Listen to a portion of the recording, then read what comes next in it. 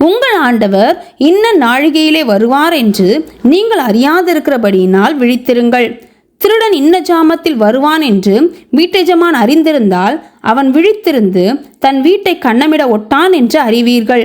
நீங்கள் நினையாத நாழிகையிலே மனுஷகுமாரன் வருவார். ஆதலால் நீங்களும் ஆயத்தமாயிருங்கள்.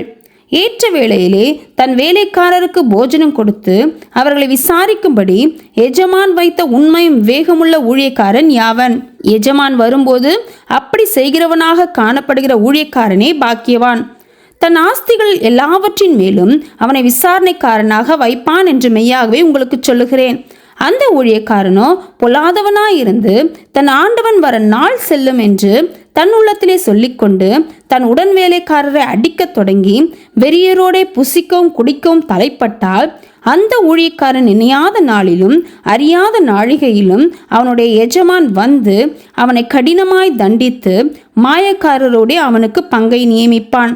அங்கே அழுகையும் பற்கடிப்பும் உண்டாயிருக்கும். மத்தேயு 25ஆம் அதிகாரம்.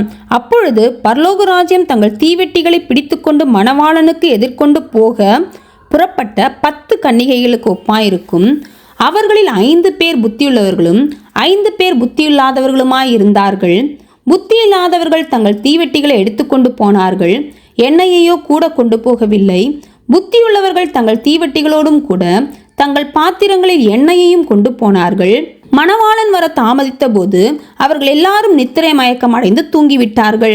நடுராத்திரியிலே இதோ மணவாளன் வருகிறார், அவருக்கு எதிர்கொண்டு போக புறப்படுங்கள் என்கிற சத்தம் உண்டாயிற்று. அப்பொழுது அந்த கன்னிகைகள் எல்லாரும் எழுந்திருந்து தங்கள் தீவெட்டிகளை ஆயத்தப்படுத்தினார்கள். புத்தி இல்லாதவர்கள் புத்தியுள்ளவர்களை நோக்கி, உங்கள் எண்ணெயில் எங்களுக்கு கொஞ்சம் கொடுங்கள், எங்கள் தீவெட்டிகள் அணைந்து போகிறதே என்றார்கள். புத்தியுள்ளவர்கள் பிரதியுத்தரமாக, அப்படியல்ல, எங்களுக்கும் உங்களுக்கும் போதாமல் இராதபடி நீங்கள் விற்கிறவர்களிடத்திற்கு போய் உங்களுக்காக வாங்கிக் கொள்ளுங்கள் என்றார்கள். அப்படியே அவர்கள் வாங்க போன போது மணவாளன் வந்துவிட்டார். ஆயத்தமாயிருந்தவர்கள் அவரோடே கூட கல்யாண வீட்டுக்குள் பிரவேசித்தார்கள். கதவும் அடைக்கப்பட்டது. பின்பு மற்ற கன்னிகைகளும் வந்து, ஆண்டவரே ஆண்டவரே, எங்களுக்கு திறக்க வேண்டும் என்றார்கள். அதற்கு அவர், உங்களை அறியேன் என்று மெய்யாகவே உங்களுக்கு சொல்லுகிறேன் என்றார். மனுஷகுமாரன் வரும் நாளையாவது நாழிகையாவது நீங்கள் அறியாதிருக்கிறபடியால் விழித்திருங்கள்.